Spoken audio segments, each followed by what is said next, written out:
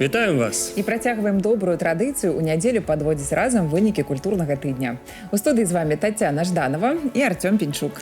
Самыя цікавыя падзеі ў культурным жыцці краіны толькі на тэлеканале сапраўдных каштоўнасцей. Сёння ў праграме Завітаем на прэм'еру «Баядэркі», што распачала 12-й фестываль «Балетнае лета ў Вялікім». Акунемся ў атмасферу рэспубліканскага фестываля «Вытокі» і свята нацыянальных культур, што гэтымі днямі панавала ў Светлагорску і ў Гродні. Даведаемся, чым будзе здзіўляць у маладзечні 25-й нацыянальны фестываль беларускай песні і паэзіі. Пазнаёмімся з удзельнікамі форуму маладых літаратараў Беларусі. Паслухаем заключны канцэрт сезона Дзяржаўнага камернага аркестра Беларусі. Узгадаем творчы і жыццёвы шлях Віктара Шавялевіча да 80-годдзя кінарэжысёра. Убачым, як гучыць мора ў жывапісе на выставе ў Нацыянальным мастацкім музеі. І гэта не ўсе тэмы выпуску. Заставайцеся з намі.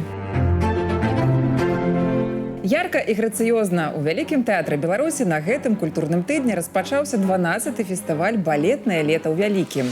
Адкрыла творчы праект, які сёлета носіць назву «Вечная класіка», прэм'ера балета «Баядэрка» у рэдакцыі галоўнага балетмайстра тэатра, заслужанага артыста Расійскай Федэрацыі Ігора Колба. Асаблівае месца ў спектаклі займае пантаміма, якая выступае своеасаблівым драматургічным падмуркам пастаноўкі. Пантомима имеет огромное значение, она музыкальна, она сопровождает движение, так же и мимика. Мы все прекрасно понимаем, что я тебя люблю. Да, вот мы это понимаем, когда артист это внятно говорит, они размахивают руками.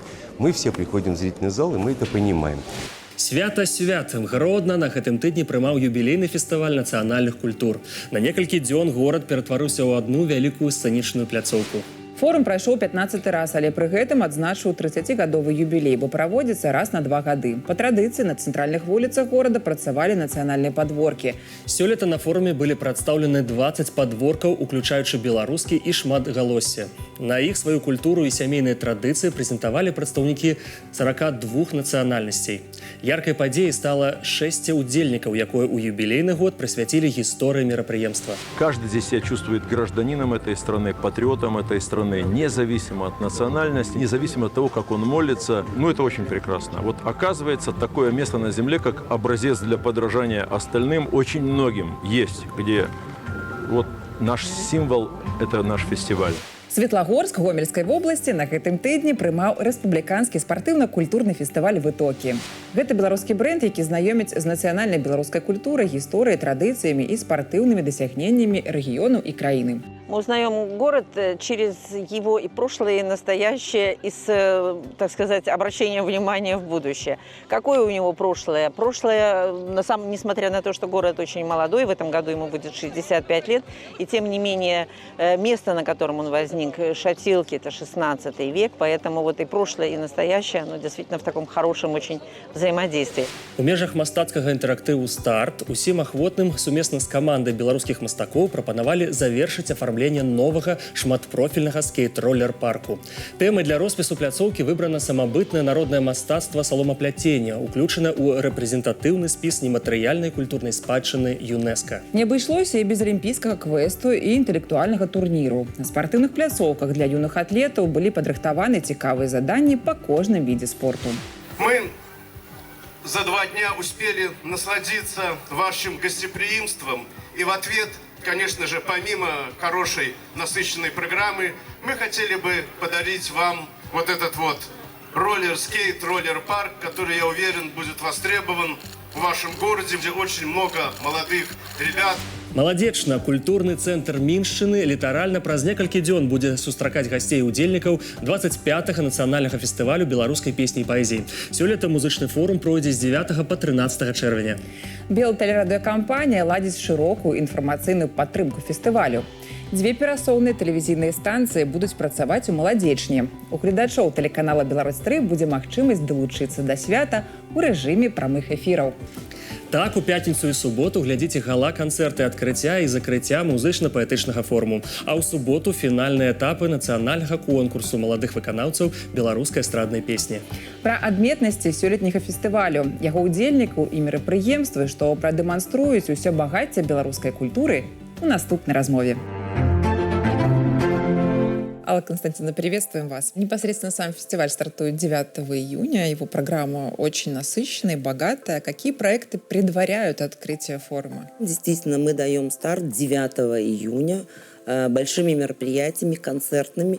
Но в рамках предстартовой недели тоже есть свои, то, что называют фишки. И особым проектом в предфестивальную неделю становится большой музыкальный парад духовых инструментов.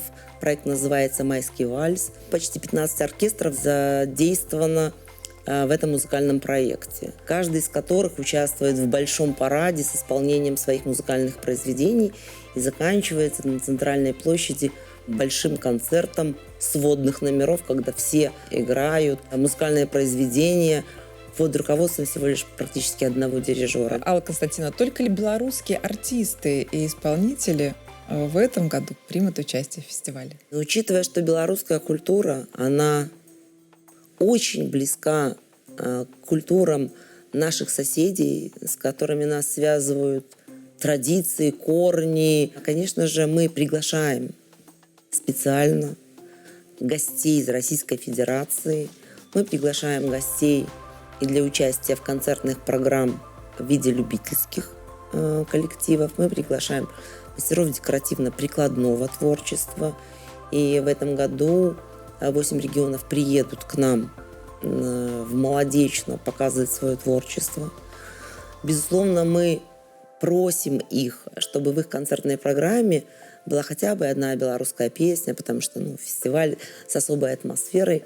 Есть уникальная площадка на нашем фестивале, которая называется «Город мастеров».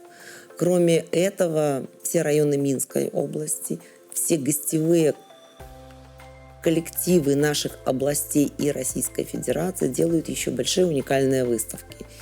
И вот в этом году мы выставки организуем под девизом «Женщина в искусстве. Культурный код».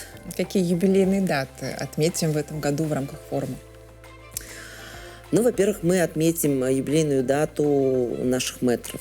Это юбилей Владимира Мулявина, это юбилей Максима Богдановича, это юбилей почетного жителя Минской области Елены Атрашкевич. Встреч будет много, они будут в разных местах, в том числе, к примеру, юбилей Максима Богдановича будет отмечаться и презентоваться большими мероприятиями в комплексе «Рокусевщина».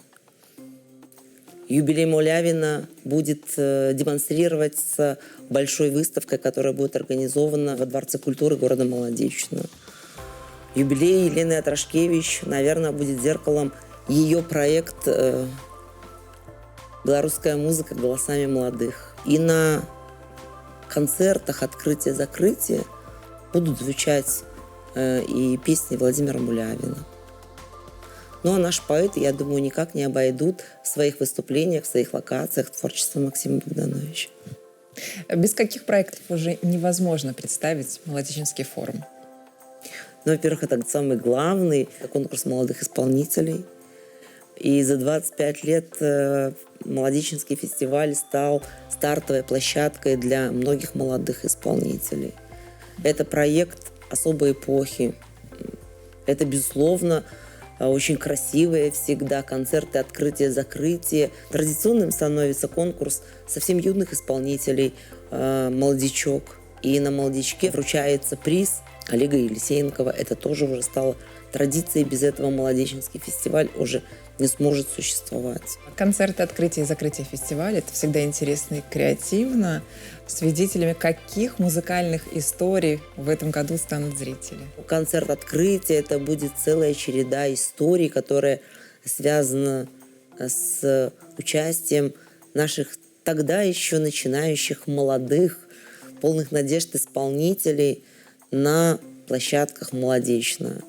То есть концерт открытия, он будет как раз-то из участников и победителей конкурса молодых исполнителей разных лет. А концерт закрытия – год белорусской женщины, поэтому концерт закрытия будет посвящен белорусской женщине, любви, женщины во всех ее проявлениях. Поэтому думаю, что концерт закрытия будет очень ярким, красочным, он такой полон нежности, любви и женского, такого, не знаю, наполнения, что ли.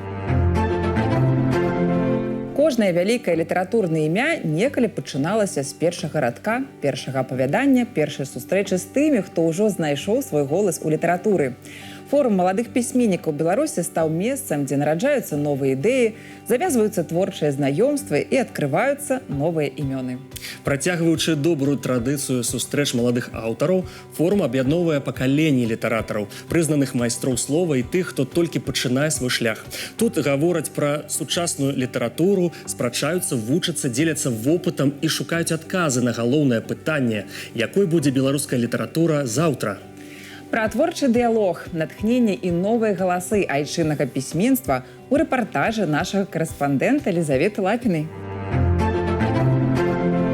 Я поставлю мольберт на блескучей траве, и у бязмежжа празрыстага ранку я открыю свой свет и пачую сябе, стаўшы часткай маленькага парку. Такімі вобразнымі маляўнічымі вершамі, філасофскай прозай і эксперыментальнай драматургіяй вылучаецца творчасць маладых пісьменнікаў Беларусі, якія ўпершыню сустрэліся разам на такім маштабным літаратурным мерапрыемстве. Першы форум маладых літаратараў Беларусі аб'яднаў 50 маладых творцаў ва ўзросце ад 18 до 35 гадоў. Гісторыя мерапрыемства бярэ карані яшчэ савецкіх часоў, калі Саюз пісьменнікаў краіны рэгулярна праводзіў шэраг тэматычных семінараў.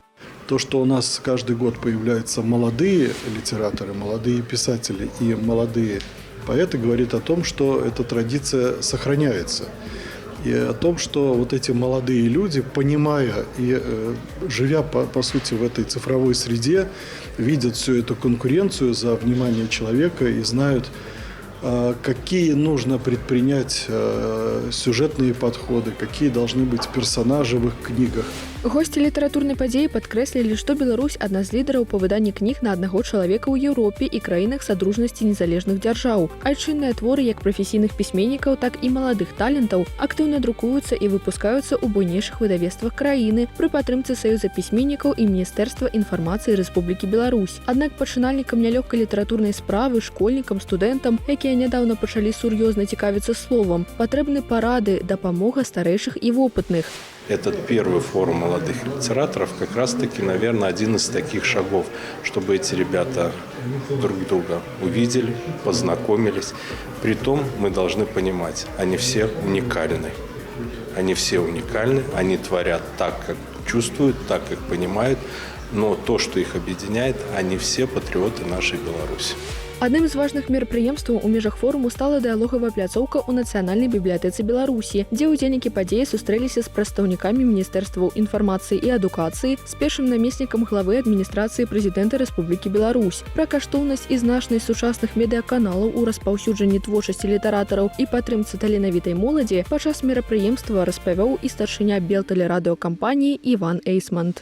У нас много технических возможностей творческих, и с обыкновенного, пусть талантливого стихотворения мы можем сделать целую постановку радио или телевизионную, а потом она пойдет в интернет и может стать достаточно смотрибельной и популярной. Поэтому это большая возможность для молодых литераторов, а интернет-возможности у нашей компании огромна. У межах дзён форуму мерапрыемствы ладзіліся ў розных установах сталіцы, аднак асноўнай пляцоўкай стаў дом літаратара, дзе прайшло першае пасяджэнне маладых творцаў і майстроў пяра, сяброў Саюза пісьменнікаў Беларусі.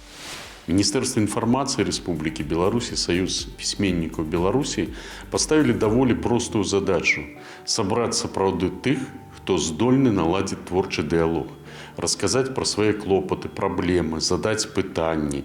И нам вельмі прыемна, мы уже бачым по работе першага пасяджэння, по той працы падрыхтоўчай, якая ідзе да правядзення секцый форума маладых літаратараў, мы бачым, што даволі актыўныя маладыя людзі. Асабліва тыя людзі, якія прыехалі з розных рэгіёнаў краіны.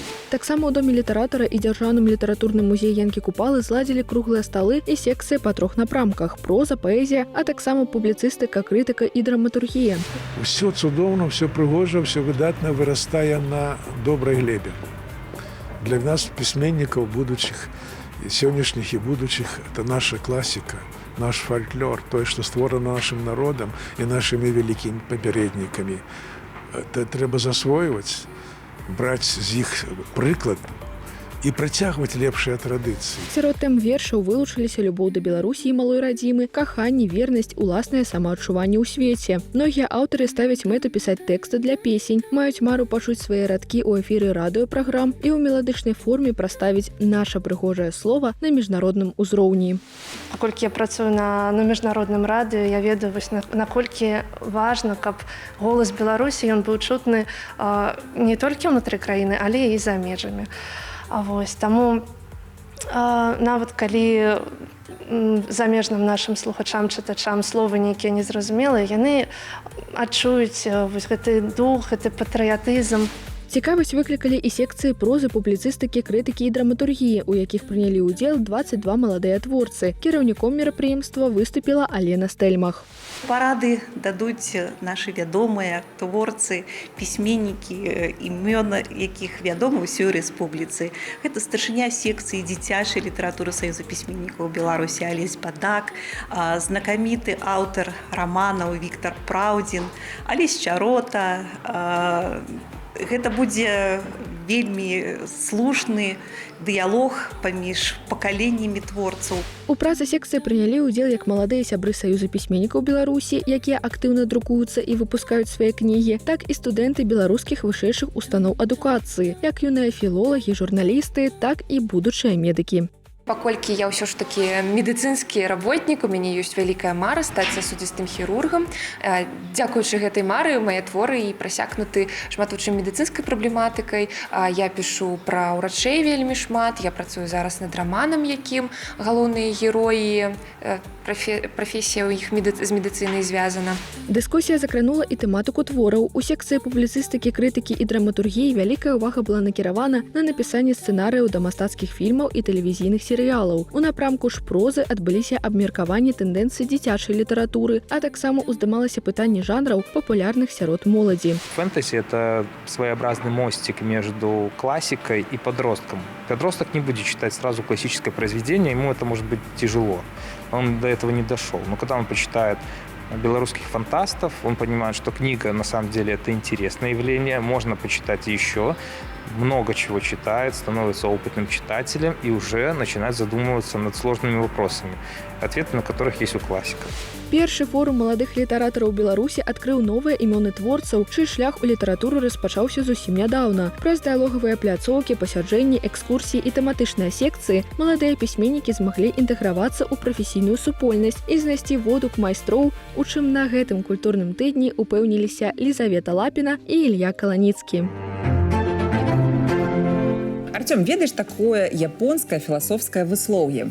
Цякучая рака ніколі не спыняецца, і ўсё ж яе вада ніколі не застаецца ранейшай. Ты, напэўна, намякаеш на новую праграму акварытм у беларускай дзяржаўнай філармоніі. Так, на яе завітаў наш карэспандэнт Алесь Мойскі, які пачуў творы еўрапейскіх і японскіх кампазітараў у выкананні беларускіх музыкантаў і гасцей з краіны узыходзячага сонца. Дзяржаўны камерны аркестр заўсёды здзіўляе прэм'ерамі, і праграма «Акварытм» не выключэнне. Яна аб'яднала розныя праявы воднай стыхіі ад японскага цунамі да 9-го валу Айвазоўскага.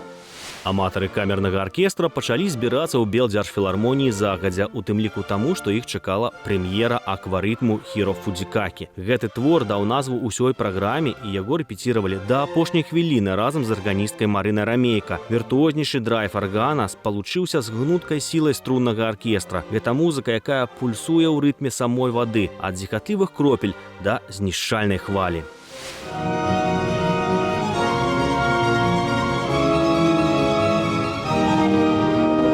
Арган лічыцца каралём інструментаў, але, напэўна, перадаць стыхію магчыма толькі аркестру. Згодны вы з такой думкай? Конечно, сгоден, потому что, скорее всего, что передать всю стихию, конечно, рамками струнного камерного оркестра не очень возможно. Если бы это был вообще большой симфонический оркестр, вот тогда бы это была настоящая стихия. Недаром все знаменитые произведения, например, Дебюсси «Море», писались для симфонического оркестра.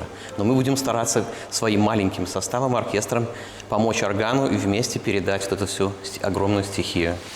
Распачаць канцэрт галоўны дырыжор, заслужаны артыст Расійскай Федэрацыі Яўген Бушкоў, вырашыў без канферансаў, а адразу з твора Георга Фрыдрыха Генделя.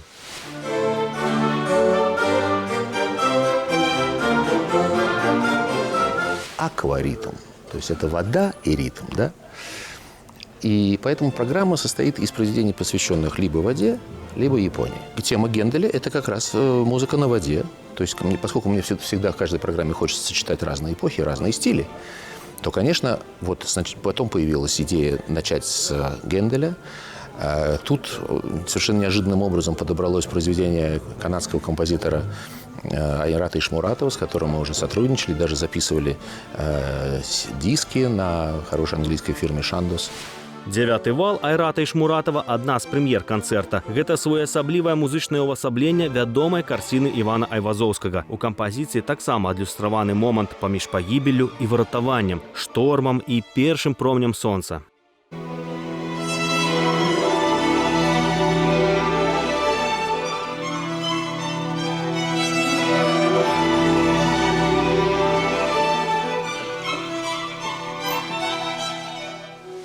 Струнные инструменты, оркестр отлично дополняет картину Айвазовского, наполняет ее красками, передает волны, шторм, бушующее море.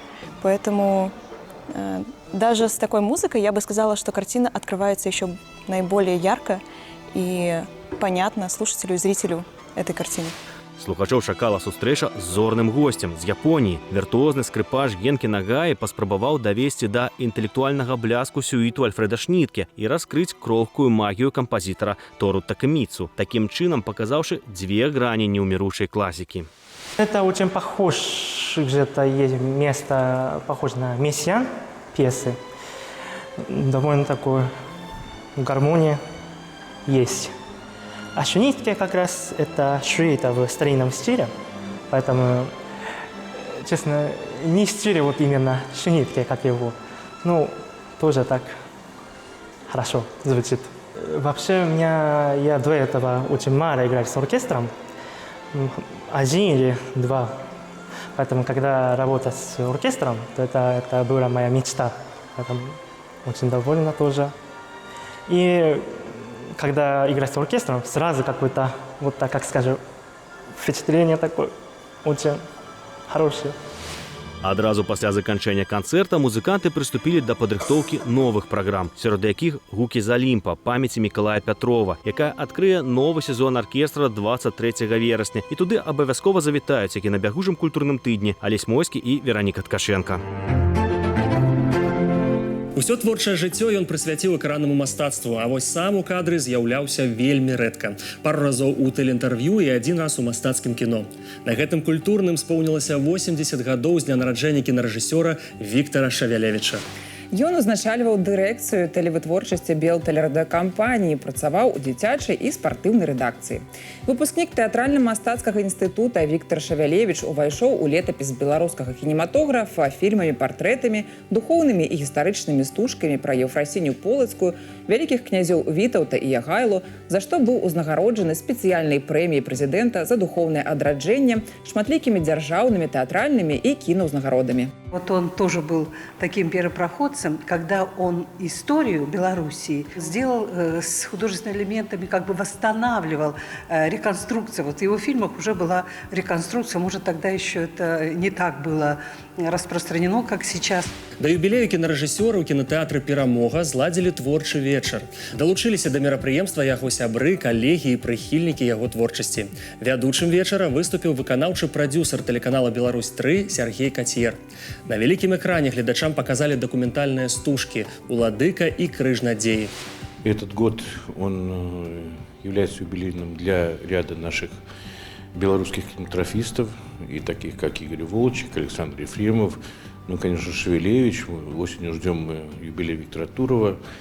И, конечно же, кинопрокат не остается в стороне. Віктор Шавялевіч па жыцці, па прафесіі, па характары быў сціплым, усмешлівым, лірычным чалавекам, які стараўся, каб любому, хто з ім працаваў, было цікава і камфортна. Ён стаў першым з тэлевізійных рэжысёраў, хто пачаў здымаць балет. Гэта ён увекавечыў на плёнцы легендарныя пастаноўкі маладога Валентина Елизарьева, балеты Яўгена Глебова і Андрэем Дивани. У чым майстар быў наватарам для свайго часу? Што ў айчыннай кінадакументалістыцы, дзякуючы Віктару Шавялевічу, здарылася ўпершыню? Разам з рэжысёрам кіно Александром Карпавым узгадаем творчы і жыццёвы шлях Віктара Васильевича. Александр Александрович, здравствуйте. В рецензиях на фильмы Виктора Шевелевича можно встретить такие определения, как новый экранный образ, новый художественный язык. В чем мастер был новатором для своего времени? Тогда еще не было термина, значит, арт-хаус, что-то в этом роде. Но, бесспорно, это одно из, так сказать, качеств Виктора. Вот. Дело в том, что, занимаясь в основном документальным кино когда-то, и начинал здесь с телевидением, он тоже занимался этим, потому что как один из инициаторов организации Белвидеоцентра, он, в общем-то, развил вот эти свои творческие желания именно там. Это привело к тому, что он получил госпремию Белорусской ССР за свой цикл фильмов по истории Беларуси, и назывался он, по-моему, «На кресте веков», «Беларусь на кресте веков». И именно там, в этом сериале, он проявил ее уже полностью. Дело в том, что он всегда стремился к этому, но здесь проявилось полностью. Совмещение игрового и документального в единое целое, но не как иллюстрация, а как эмоционального героя, за которого можно и переживать. Этот прием как бы игрового кино, вставку в рассказ на документальной почве, здесь оказался самым-самым, так сказать, плодотворным на месте. Вот это, я не буду говорить о других каких-то приемах. У него было и своеобразное отношение к цвету. Но самое все-таки главное, что мне, помимо, конечно, собственно, киноталанта, он был мощным организатором. Полководец, который ведет битву за реализацию картины. В этом он плане тоже был очень энергичен. И, естественно, без этого качества он бы не сделал того, что сделал. А в чем особенность его киноязыка, его взгляды на кинопроцесс? Я скажу, что, во-первых, очередь, это игра с цветом, монтаж и музыкальная, кстати говоря, составляющая. В общем, это у него органику определенную имело, и можно было сказать, кто не знал его, не могли бы сказать так, это шевелевический язык, нет. Но мы-то знаем, это делает Витя. Он все-таки имел свой тон, будем так говорить, в языке кино. Но я пишу, что он снимал метапоэтические телефильмы. А что такое поэтическое? Что делает кино поэтическое? Я и говорю про монтаж, про цвет, про композицию, про подход цветовой и прочее. Все это складывается и говорим. Поэтическое. Как мы это узнаем? Вот по этим элементам. А какие фильмы считаете прорывными? Я считаю, что концентрация всех его усилий наиболее проявились вот в этом в историческом сериале «Беларусь на кресте веков». Там все вот ее приемы и игрового, и актерского кино, и документальной какой-то восстановительной документалистики, и музыкальная, бесспорно, и цветовая. Он вообще в разных стилях сделан цветового. Например, «Войну» он в красном снимал, или потом варьировал, или в каких цветах, тонах лирические кадры были и прочее. Здесь он как-то сконцентрировался весь. Шевелевич был не просто знаком, но дружил с митрополитом Филаретом, Валентином Елизарьевым, Валентиной Гаевой.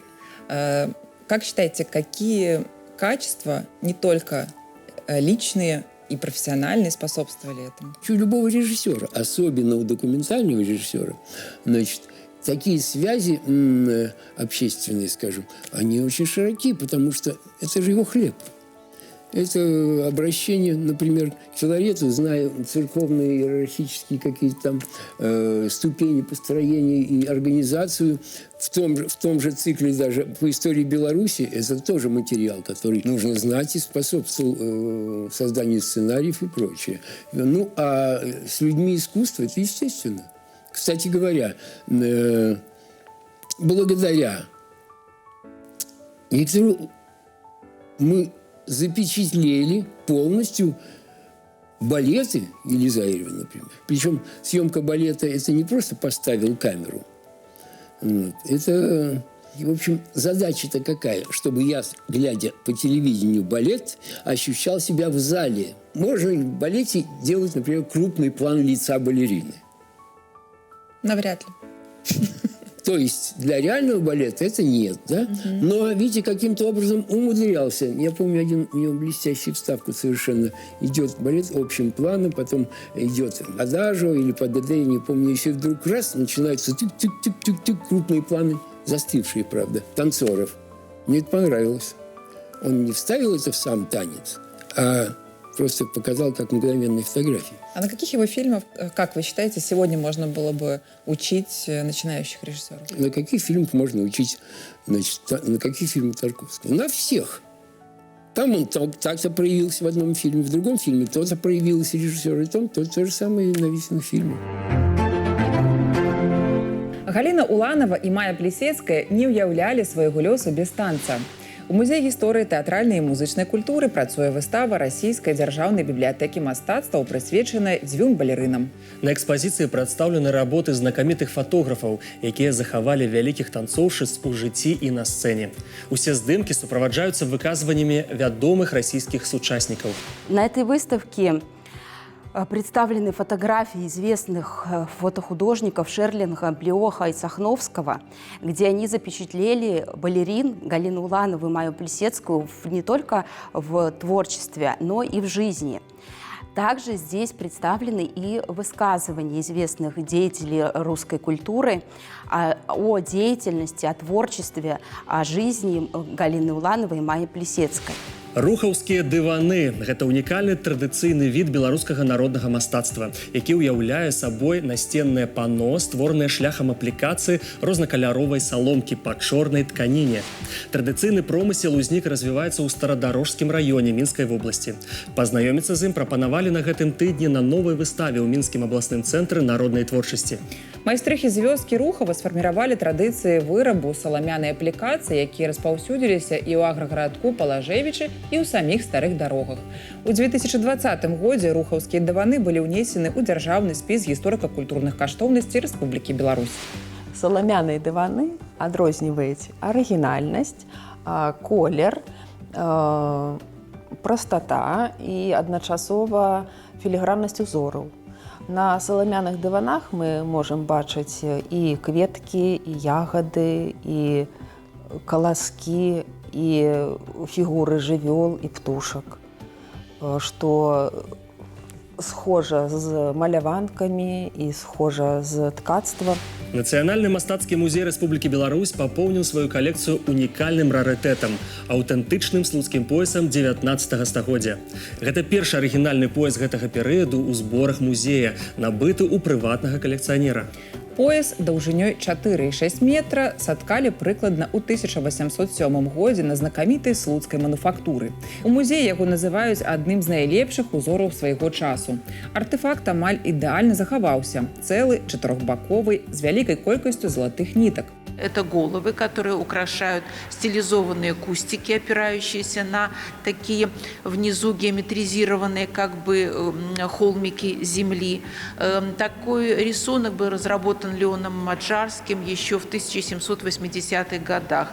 И в данном поясе он повторен в такой гораздо более эффектной трактовке.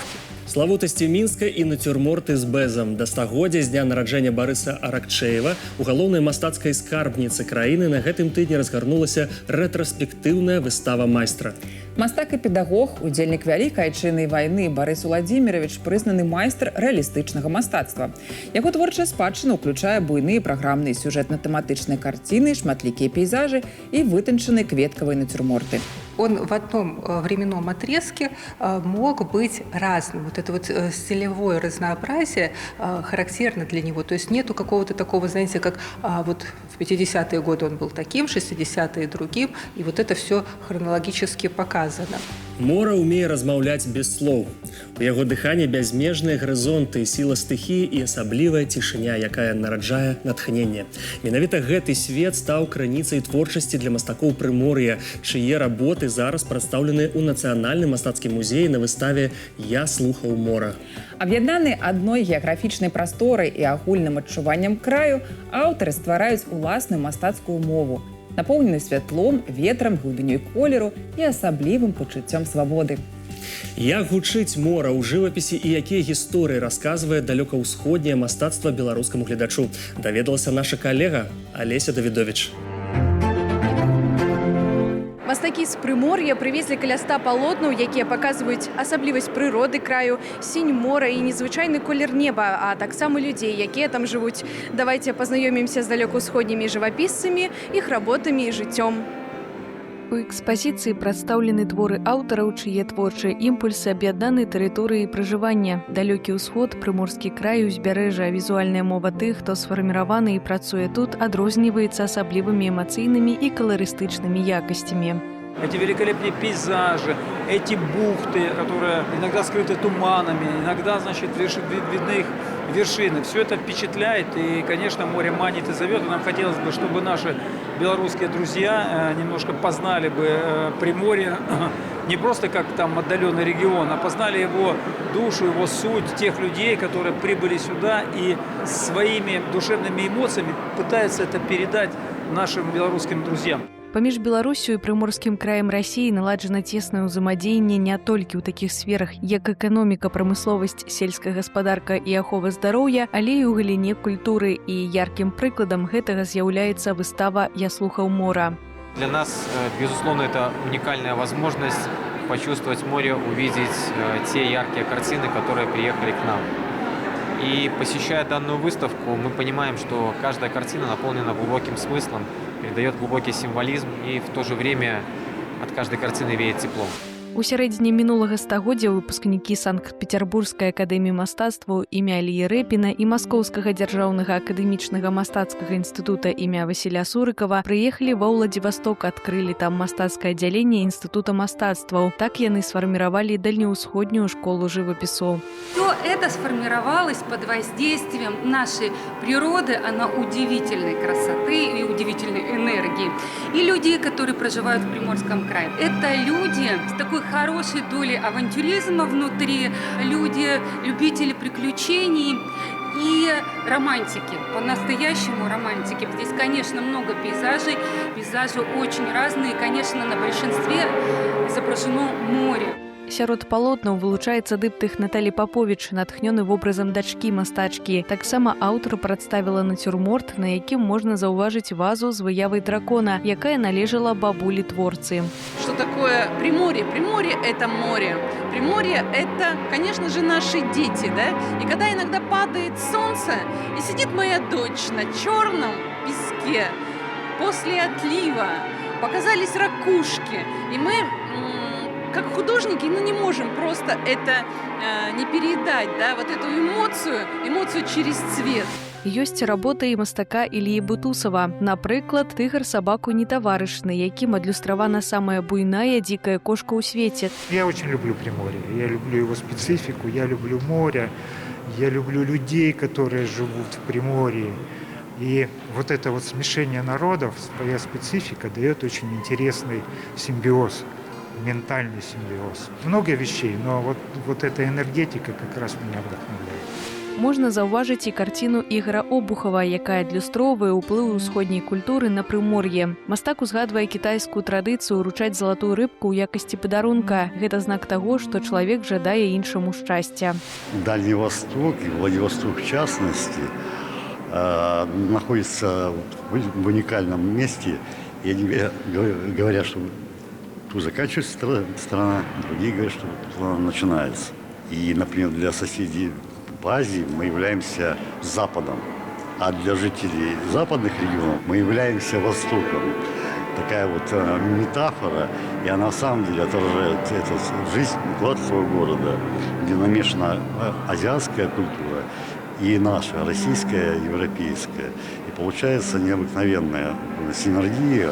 У наступным годзе калегі з Прымор'я плануюць запрасіць беларускіх жывапісцаў да сябе, а ў бліжэйшы час пачуць шум марскіх хваляў і ўбачыць работы далёкаўсходніх мастакоў можна да 12 чэрвеня ў Нацыянальным мастацкім музеі Рэспублікі Беларусь. Завіталі на экспазіцыю «Я слухаў мора» Аліся Давідовіч і Станіслаў Чычэрын. Мы рады былі пазнаёміць вас з фестывалямі, прэм'ерамі і канцэртамі гэтага культурнага тыдня. Мы паспрабавалі не толькі расказаць пра іх, але і паразважаць над гісторыяй і сучасным лёсам мастацтва. Далучайцеся да нас праз тыдзень у гэты ж самы час, і мы пазнаёмім вас з новымі героямі і падзеямі культурнага тыдня. Да сустрэчы з сапраўднымі каштоўнасцямі.